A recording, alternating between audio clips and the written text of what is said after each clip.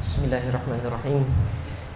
Innal hamdalillah nahmaduhu wa nasta'inuhu wa nastaghfiruh wa na'udzu billahi min shururi anfusina wa min sayyiati a'malina. Man yahdihillahu fala mudilla lahu wa man yudlil fala hadiya lahu. Wa asyhadu an la ilaha illallah wahdahu la syarika lahu wa asyhadu anna Muhammadan 'abduhu wa rasuluh. Allahumma shalli wa sallim wa barik ala nabiyyina Muhammad wa ala alihi wa ashabihi wa man ihtada bihadihi wastanna bi sunnatihi ila yaumiddin. Amma ba'd. Alhamdulillah, jamaah yang dimuliakan oleh Allah Subhanahu wa taala, di pertemuan sebelumnya di 2 pekan yang lalu kita telah membaca hadis Utsman ibn Affan radhiyallahu taala anhu tentang sifat wudu Nabi sallallahu alaihi wasallam. Nah, hanya saja ada bagian-bagian yang kurang terperinci di dalam hadis Utsman ibn Affan ini, yang oleh Al-Hafidz Ibnu Hajar pada 2 hadis berikutnya dibawakan hadis lain untuk lebih menjelaskan secara terperinci bagian mana yang belum dijelaskan secara terperinci di hadis Utsman bin Affan, yaitu sifat mengusap kepala yang dilakukan oleh Nabi sallallahu alaihi wasallam. Nah, di hadis yang ketiga, yaitu hadis Ali bin Abi Thalib radhiyallahu taala anhu, ditegaskan mengenai jumlahnya. Hadisnya diriwayatkan oleh Al-Imam Abu Daud, Tirmidzi dan Nasa'i dengan sanad yang sahih. Yang menghukumi kesahihannya adalah Al-Hafidz Ibnu Hajar rahimahullah. Bagaimana kutipan hadisnya? Hadis ini panjang, artinya hadis Ali bin Abi Thalib ini menjelaskan tentang sifat wudunya Nabi sama seperti sifat wudu yang ada dalam hadis Utsman ibn Affan. Akan tetapi ada informasi tambahan di dalam hadis Ali bin Abi Thalib. Informasi tambahannya yaitu mengenai jumlah mengusap kepalanya. Yaitu Nabi sallallahu alaihi wasallam wa masaha bi ra'sihi wahidatan. Dikabarkan oleh Ali bin Abi Thalib bahwasanya Nabi mengusap kepala itu 1 kali saja. Jadi tidak lebih dari 1 kali. Al-hadits akhrajahu Abu Dawud, diriwayatkan oleh Imam Abu Dawud, wa akhrajahu Tirmidzi, kemudian juga oleh Al-Imam At-Tirmidzi, wan Nasa'i bi isnadin sahih, dan juga oleh Imam An-Nasa'i, kesemuanya ini dengan sanad yang sahih. Bal qala At-Tirmidzi, bahkan Al-Imam At-Tirmidzi dalam hal ini mengatakan innahu asahhu syai'in fi hadzal bab. Sesungguhnya yang demikian ini adalah yang paling sahih dalam permasalahan ini. Permasalahan apa? Permasalahan tentang jumlah mengusap kepala. Jumlah mengusap kepala di dalam wudu, itu hadis yang paling sahih adalah hadis yang menyatakan 1 kali saja, enggak lebih. Terus mungkin sebagian jemaah bertanya, kalau begitu Ustaz, yang 3 kali mengusap kepala itu dari mana dapatnya? Itu dapatnya dari qiyas. Jadi satu-satunya jalan adalah qiyas. Qiyas itu apa? Menyamakan hukum dengan kesamaan sifat. Itu namanya qiyas. Itu bahasa sederhananya seperti itu. Adapun para ulama nanti definisinya itu macam-macam. Tapi yang paling sederhana definisinya itu menyamakan hukum karena adanya kesamaan sifat. Nah, ini diantaranya madhab Al-Imam Asy-Syafi'i yang mengambil pandangan bahwasanya kepala itu juga diusap 3 kali, sebagaimana anggota-anggota wudu yang lain itu juga diusap dibasuh 3 kali. Anggota wudu yang lain dibasuh 3 kali, maka untuk kepala juga dibasuh 3 kali. Jadi disamakan. Ini permasalahan mengenai jumlah basuhan. Allah Ta'ala a'lam. Dalam perkara ini yang lebih saya pandang kuat adalah pandangannya ahli hadis. Ketika tadi Al-Imam At-Tirmidzi mengatakan ashahhu syai'in, yang paling sahih di dalam bab ini adalah mengusap kepala itu mengusap kepala itu 1 kali saja. Nah, Ustaz, bukannya kalau lebih banyak itu lebih baik gitu kan? Belum tentu gitu. Yang satu ini, ketika yang satu yang lebih berkesesuaian dengan apa yang dilakukan oleh Nabi, tentunya itu lebih baik gitu. Tapi dalam hal ini ketika mengusap kepala 3 kali, apakah salah dan berdosa atau telah melakukan bid'ah mungkaroh dalam hal ini?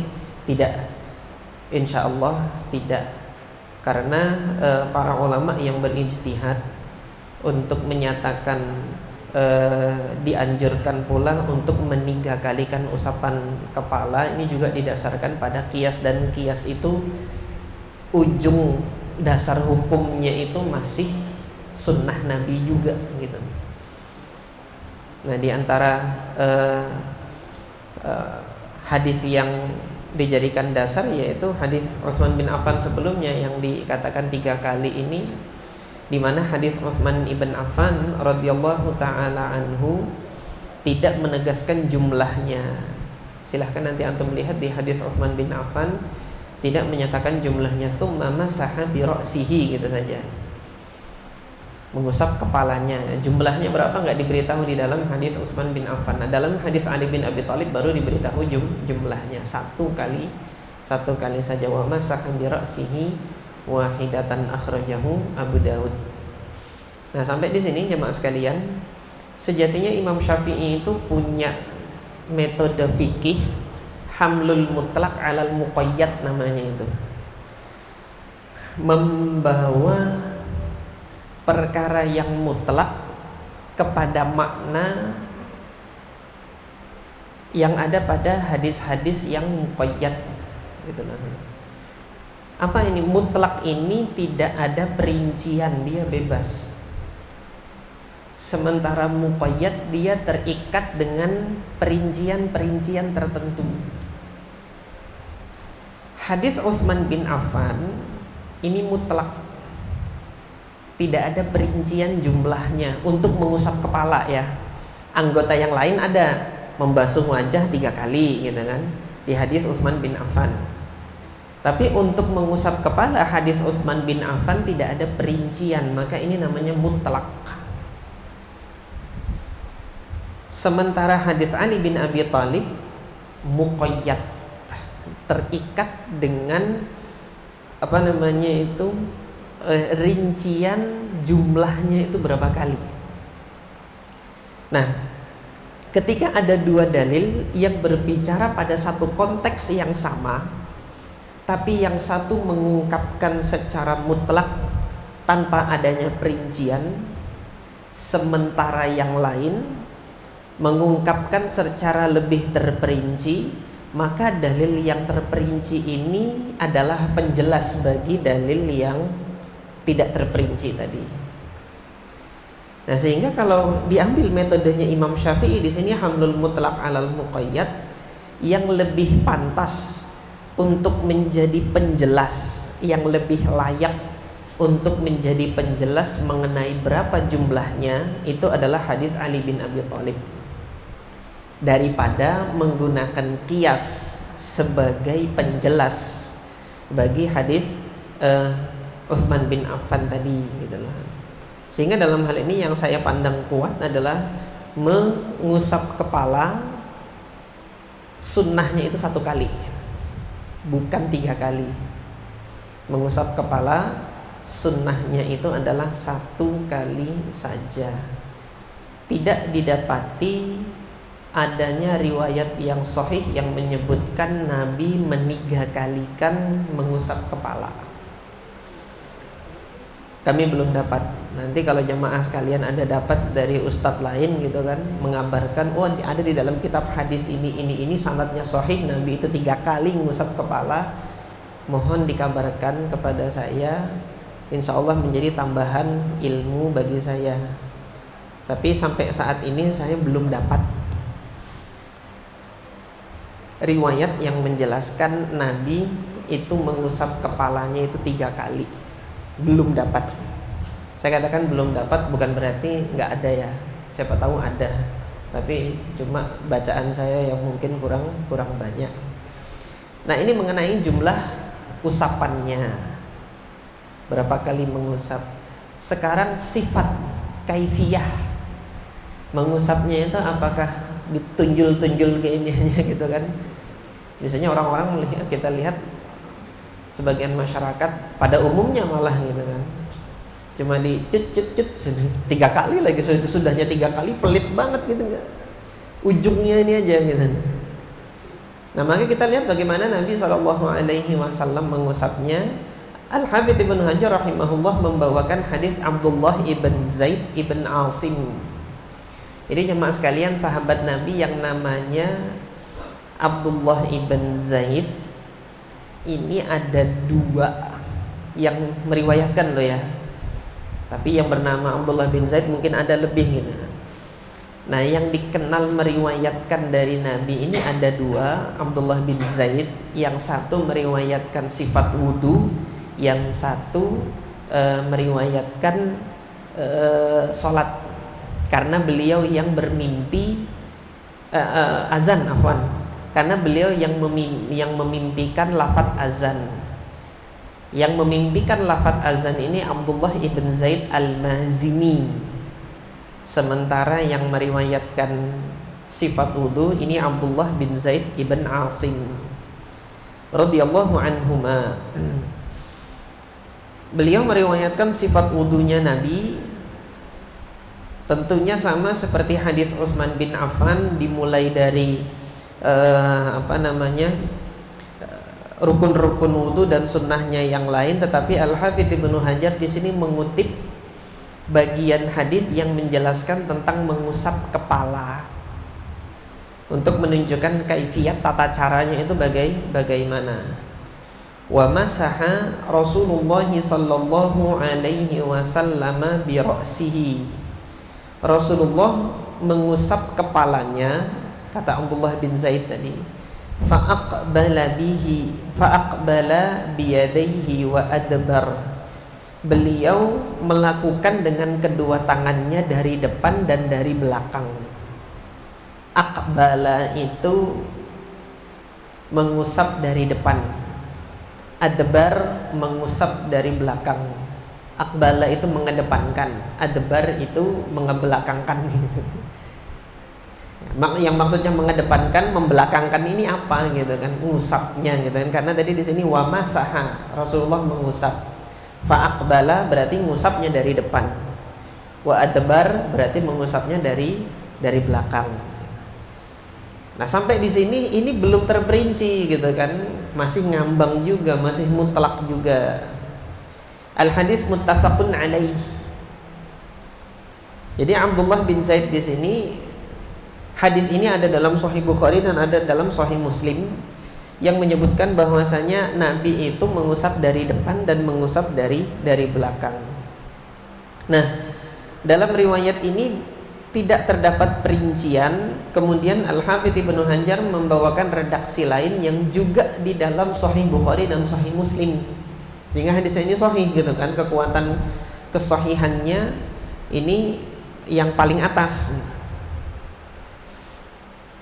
Yang dimaksud dengan aqbala biyadaihi wa adbar, memulai dari depan dan memulai dari belakang, Abdullah bin Zaid menjelaskan bada'a bi muqaddami ra'sihi. Rasulullah itu memulai dari depan kepalanya, muqaddam bagian depan. Muqaddam bagian depan kepala tentunya batas tumbuh rambut ini. Sementara yang di bawah ini bukan kepala, ini bagian wajah. Ini wilayahnya basuhan. Untuk membasuh wajah pertama ini di bawah batas tumbuh rambut ini.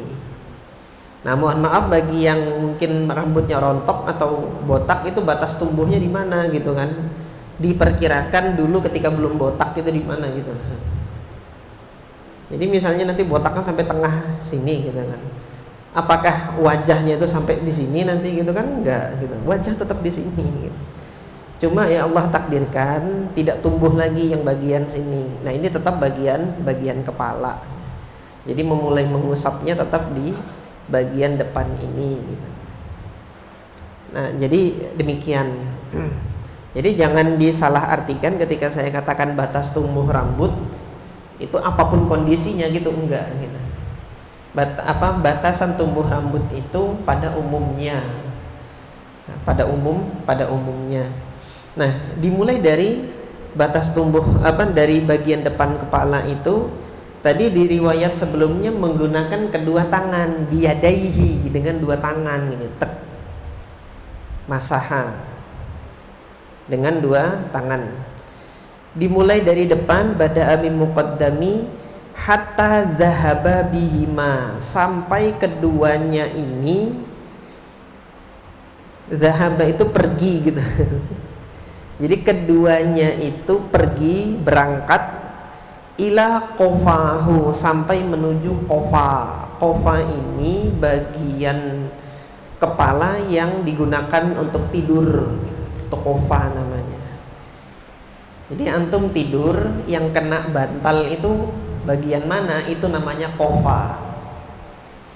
Ada yang tidur bagian mukanya begini kan enggak.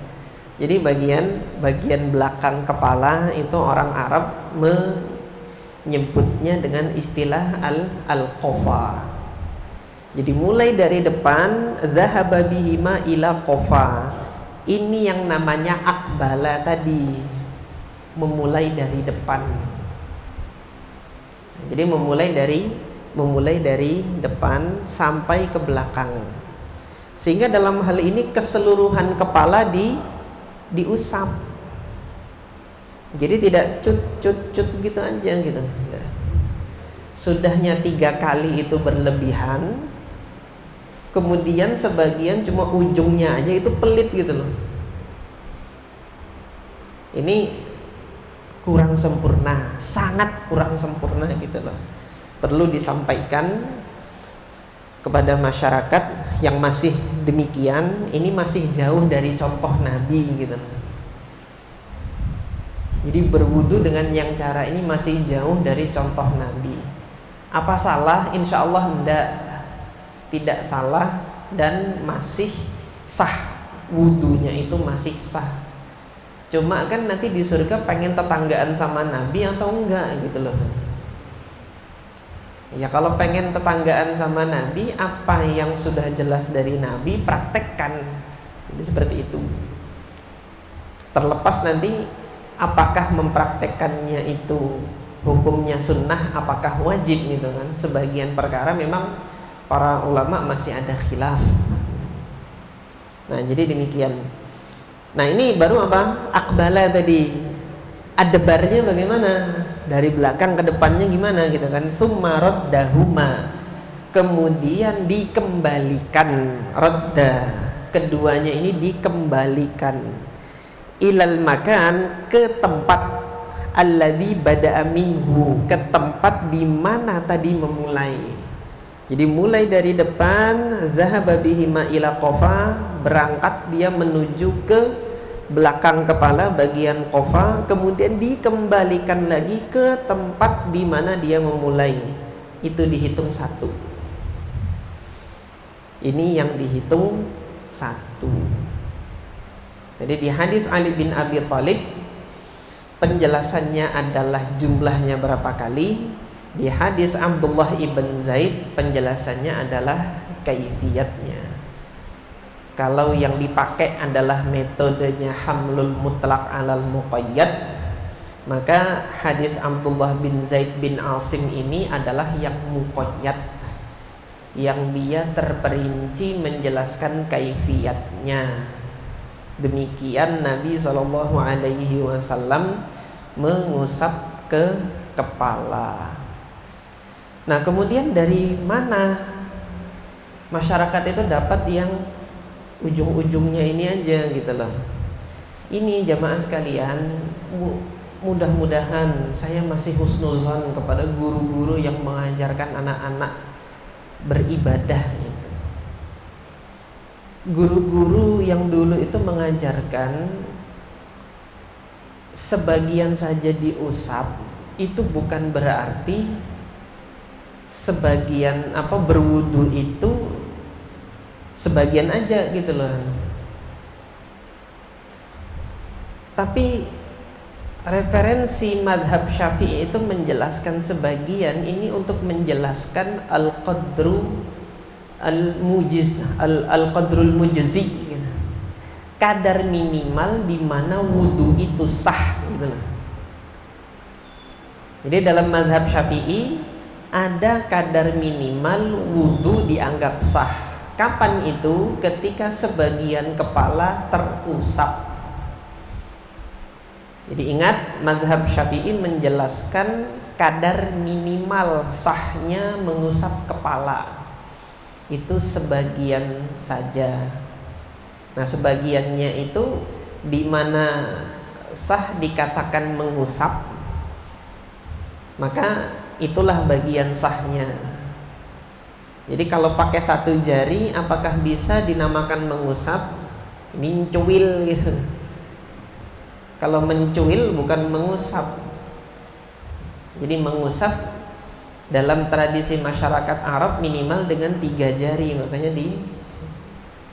kalau satu jari bukan mengusap, nunjul, ditunjul. Iya kah? Yang orang Banjar tolong diluruskan karena pakai satu jari ini apa ngarannya? Ya, jadi seperti itu. Jadi tidak dinamakan mengusap kalau kurang dari 3 jari. Sehingga ini yang diambil oleh madhab Syafi'i untuk menjelaskan kadar minimal. Tapi madhab Syafi'i menyebutkan kadar disunnahkannya, dianjurkannya dengan sangat. Kadar disunnahkan, dianjurkannya dengan sangat, yang seperti disebutkan dalam hadis ini seluruhnya. Sepakat madhab Syafi'i dalam hal ini. Nah, yang ini tidak tersampaikan ke masyarakat gitu. Yang ini tidak tersampaikan, disangkakan nanti oleh masyarakat awam bahwasanya yang paling afdal, paling ideal itu yang di ujung-ujungnya ini aja. Itu disangkakan karena tidak disampaikan menyeluruh gitu loh. Jadi ketika menjelaskan kadar minimal tidak sampai menjelaskan kadar yang paling disunnahkan, yang paling dicintai oleh Allah dan Rasulnya gitu. Nah, adapun madhab Imam Malik, sebagian saja diusap tidak sah. Jadi kadar minimal mengusap kepala itu semua bagian kepala itu diusap. Itu madhabnya Imam Malik, nggak sah kalau sebagian saja.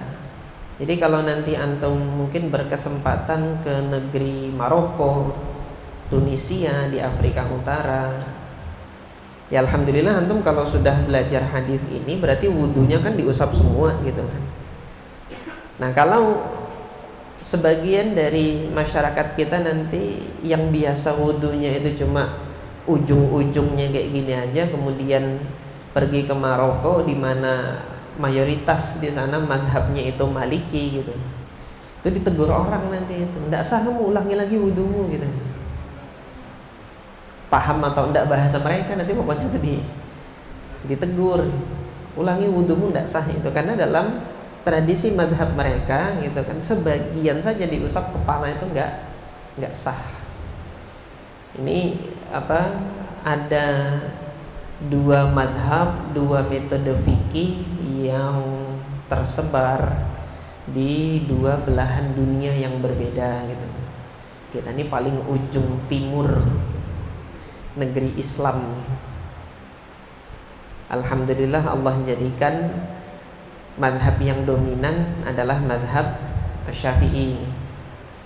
Kemudian di ujung paling barat sana, alhamdulillah yang Allah jadikan paling dominan adalah madhab gurunya Imam Syafi'i, yaitu madhab Imam Malik ibn Anas rahimahullahu ta'ala, di mana keduanya ada banyak keberkahan. Ini diantara tanda keberkahannya, ya Allah jadikan madhabnya itu diterima.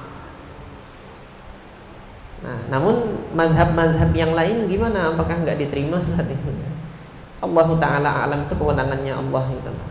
Cuma Allah menempatkan adanya hikmah di mana tidak semua madhab itu diterima oleh mayoritas umat. Seperti madhabnya Imam Laits bin Sa'ad kita tidak melihat sekarang. Madhabnya Imam Sufyan Ats-Tsauri juga kita tidak melihat. Kemudian madhabnya siapa lagi? Madhabnya Imam Abdullah Ibnul Mubarak Faqihu Khurasan, ahli fikihnya Khurasan. Madhabnya Imam Al-Auza'i ini juga kita tidak melihat. Nah, di antara hikmah yang Allah Ta'ala a'lam nampak bagi saya tidak diizinkannya mazhab ini adalah agar meminimalisir potensi perpecahan umat. Baru 4 mazhab ini aja umat berkelahi gitu. Baru 4 Allah izinkan. Kayak apa kalau semuanya itu diizinkan? Allah Ta'ala a'lam apa jadinya gitu.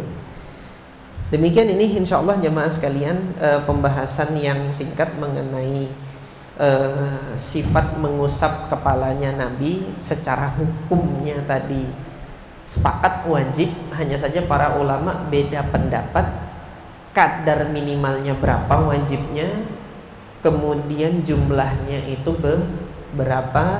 Keduanya tadi sudah kami sampaikan berdasarkan dasar dalil yang ada ini. Allah Ta'ala alam. Silahkan jika ada jamaah yang ada pertanyaan baik berkenaan dengan permasalahan mengusap kepala ini atau nanti permasalahan lain di luar tema ini kami persilahkan. Monggo. Kalau tidak ada saya lanjutkan membaca hadis selanjutnya. Mungkin tambahan untuk yang membalikkan tangan bagi yang perempuan.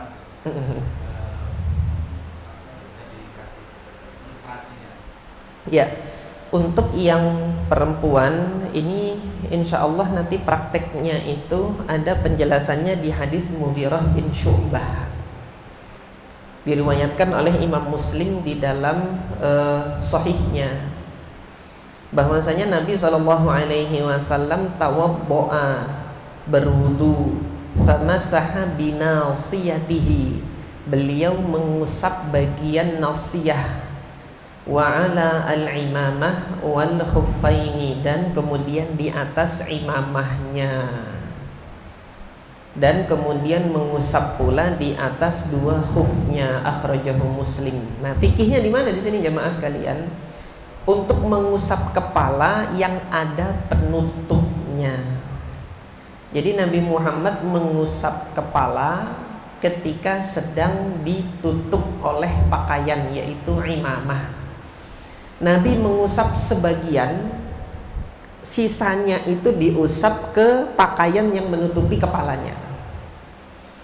Nah, maka untuk perempuan demikian, usapkan untuk mengenai sebagian. Nasiyah itu adalah bagian depan tadi. Nasiyah itu bagian depan kepala. Jadi disentuhkan sebagian ke bagian kepala, sisanya itu diusapkan di atas pakaian yang menutupi kepala. Jadi perempuan nggak perlu lepas. Fikihnya di mana di sini? Kok perempuan nggak perlu lepas gitu kan? Nabi Muhammad ini bisa saja ngelepas imamahnya plek gitu loh. Dan bukan aurat. Tapi dengan kondisi yang demikian Nabi mengajarkan diusapnya di atas pakaian yang menutup kepala dengan menyentuhkan sebagian dulu gitu kan, ala nasiyatihi, di atas nasiyah, diusap di atas nasiyah. Nah, sisanya baru kemudian diusap ke bagian ke pakaian yang menutupi kepala. Nah, untuk kondisi perempuan lebih diperlukan untuk tidak melepas, terkhusus di tempat berwudu yang tidak menyediakan penutup. Jadi ada masjid-masjid yang ya Allah takdirkan karena keterbatasan tempat atau keterbatasan fasilitas, tempat wudunya yang pria wanita jadi satu, terus tidak ada penutupnya gitu kan, sehingga wanita ketika berwudu lebih dituntut untuk tidak melepas hijabnya. Nah, pada saat kondisi yang demikian berwudunya bagaimana, tata caranya tadi disampaikan dalam hadis Mughirah bin Syu'bah ini tadi yang diriwayatkan oleh Imam Muslim. Sebagian disentuhkan di di depan bagian kepalanya, sisanya diusapkan ke atas pakaian yang menutupi kepalanya itu. Allahu ta'ala a'lam. Nah, telinganya gimana? Gitu kan. Telinga ini sunnah. Jadi di hadis Abdullah bin Zaid bin Asim tadi tidak disebutkan Nabi mengusap telinga. Nanti disebutkan Nabi mengusap telinga itu di hadis Abdullah ibn Amr ibn al-As.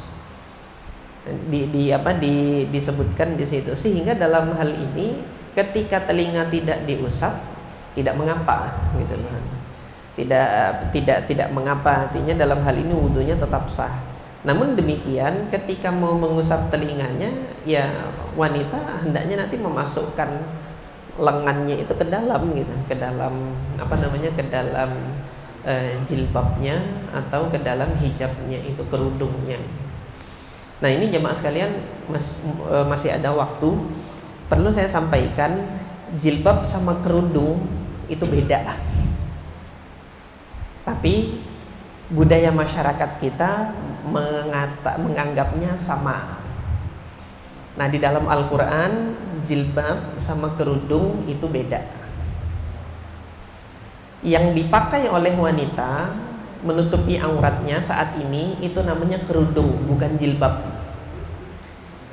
Jilbab itu tambahan lagi. Dalam konteks budaya masyarakat kita yang secara substansial menunjukkan makna jilbab itu adalah mukena atau rukuh. Itu yang namanya jilbab. Jadi jilbab itu ketika dikenakan oleh wanita, ini yang jilbab dalam pengertian Al-Quran loh ya. Jilbab dalam pengertian Al-Quran itu adalah pakaian yang ketika dikenakan oleh wanita itu menyeluruh, menutupi dari atas sampai bawah, sehingga lekuk tubuhnya itu nggak kelihatan. Kalau kerudung gitu kan, ada kalanya sebagian lekuk tubuh masih kelihatan, terutama yang dagingnya banyak. Nah, itu namanya kerudung. Kerudung ini istilah Al-Qur'annya khimar, khomaro gitu kan. Ini disebutkan oleh Allah dalam Al-Quran surah An-Nur ayat 31. وَلْيَضْرِبْنَا بِخُمُرِهِنَّ عَلَى جُيُوبِهِنَّ. Hendaknya wanita-wanita itu menutupkan kerudungnya, khumur, khimar, jamak dari khimar.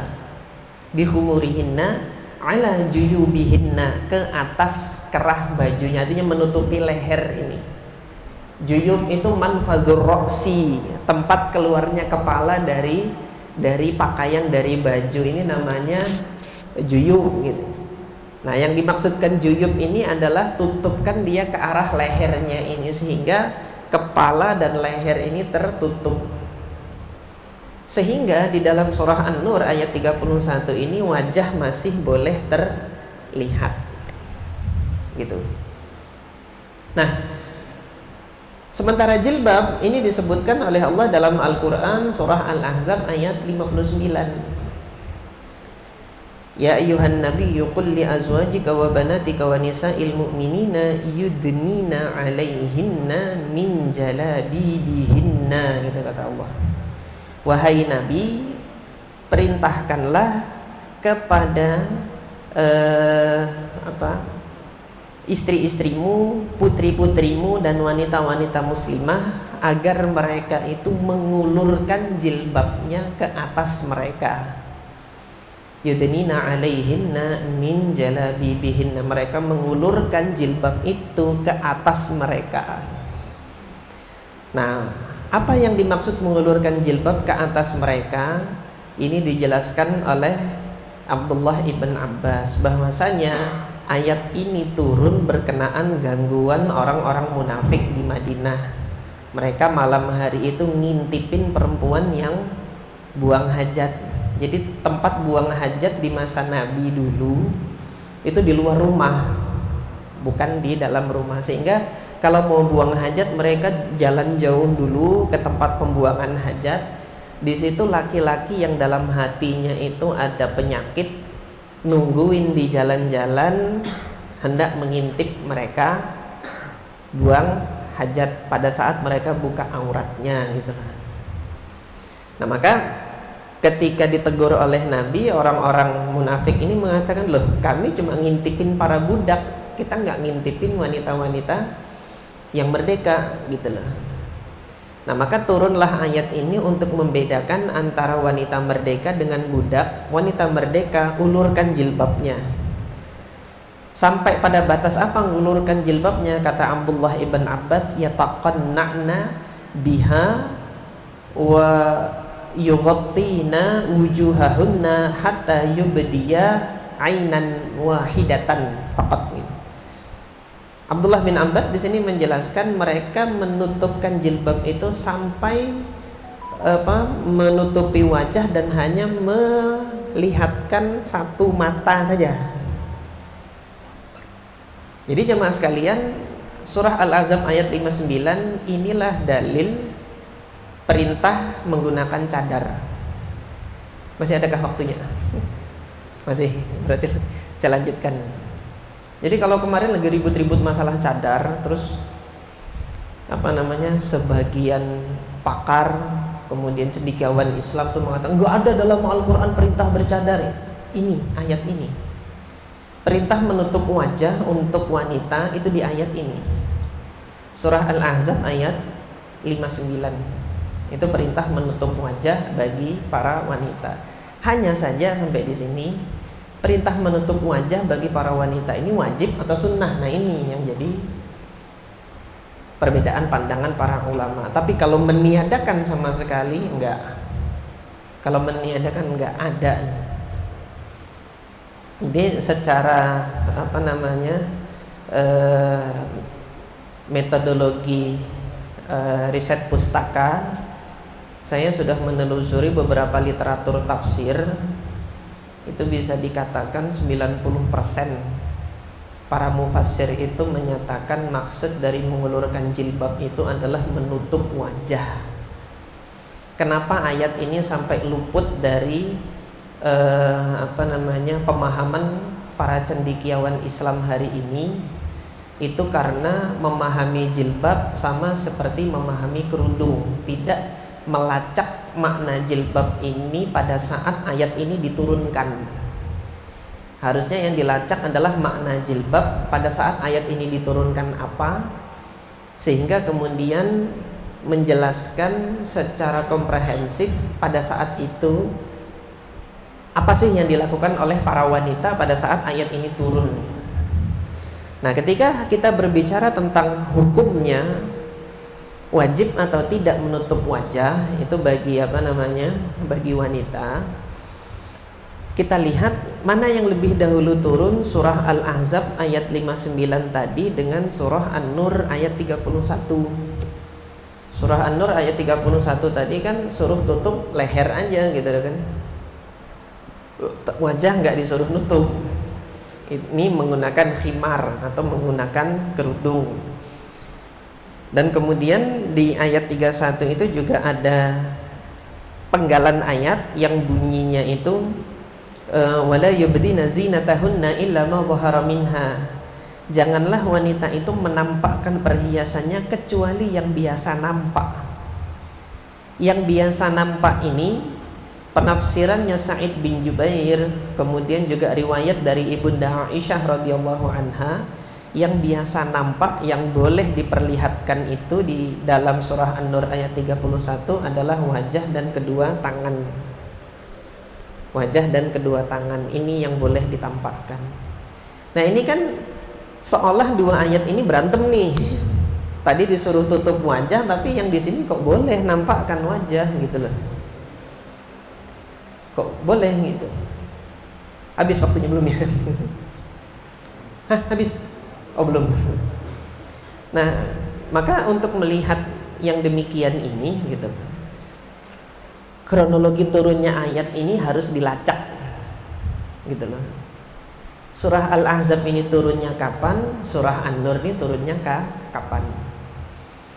Kalau An-Nur yang lebih dahulu turun, berarti dahulu dibolehkan menampakkan wajah, baru diwajibkan tutup wajah. Kalau An-Nur yang duluan turun, baru kemudian Al-Ahzab dulu turun. Tapi kalau ternyata Al-Ahzab yang duluan turun, ya, baru kemudian An-Nur, berarti apa? Dulu diperintahkan tutup wajah, di An-Nur diperbolehkan untuk menampakkan wajah, gitu. Nah, maka di sini informasinya cari di Sirah Nabawiyah. Kalau lihat di urutan Al-Quran, urutan mushaf mana yang duluan? An-Nur dulu baru Al-Ahzab. Itu urutan mushaf. Tapi yang duluan turun mana dulu coba? Al-Ahzab ini kan bercerita tentang perang Khandaq. Perang Khandaq tahun berapa? Kelima Hijriah. Sementara An-Nur itu turun berkenaan dengan peristiwa Ifki, peristiwa di mana Ibunda Aisyah itu dituduh berzina dengan Sofwan bin Mu'attal. Itu terjadi kapan? Terjadi sepulangnya Nabi dari pertempuran Muraisy' atau pertempuran Bani Mustalik. Perang Bani Mustalik sama perang Ahzab, perang Khandaq duluan mana? Duluan perang Ahzab. Gitu loh. Perang Ahzab, perang Khandaq tuh 5 Hijriah. Sementara perang Bani Mustalik ini 6 Hijriah di awal-awal 6 Hijriah. Sehingga dari sini dapat kita ambil kesimpulan, lebih dulu turun perintah tutup wajah, baru turun keringanan boleh tampakkan wajah. Sehingga yang masih nutup wajah ya bagus, baik, sunnah, tapi tidak wajib. Kenapa tidak wajib? Dibolehkan menampakkan di dalam An-Nur yang turun kemudian gitu. Jadi ketika saya nyampaikan ini, nanti kaum wanita yang sudah pakai cadar jangan dilepas. Udah bagus-bagus pakai cadar, sudah jangan dilepas. Nah, kemudian saya sampaikan demikian agar yang pakai cadar jangan mencela yang belum pakai cadar gitu loh. Belum sempurna keimananmu. Belum sempurna apa? Kesunahannya kalau belum pakai cadar, jangan demikian gitu. Karena dalam hal ini berdasarkan kajian singkat kita ini terhadap 2 ayat ini, pandangan saya bahwasanya bercadar itu sunnah, tidak sampai pada hukum wajib. Akan tetapi yang menggunakannya, yang sudah mengenakannya, pertahankan itu gitu. Pertahankan itu karena berpegang dengan sunnah ini berat gitu. Konsisten dalam berpegang dengan sunnah itu berat. Nah, mudah-mudahan ini menjadi nilai ibadah bagi kaum wanita yang sudah menutup wajahnya itu dalam aktivitasnya. Mudah-mudahan Allah Subhanahu wa taala berkahi mereka yang menjaga dirinya itu sampai pada batas yang demikian. Jadi ketika saya ini sudah Isya ya. Sudah Isya. Ya, kita cukupkan sampai di sini, mudah-mudahan bermanfaat. Aqulu qouli hadza wa astaghfirullah li wa lakum. Subhanakallahumma rabbana wa bihamdika asyhadu an la ilaha illa anta astaghfiruka wa atubu ilaik. Assalamualaikum warahmatullahi wabarakatuh.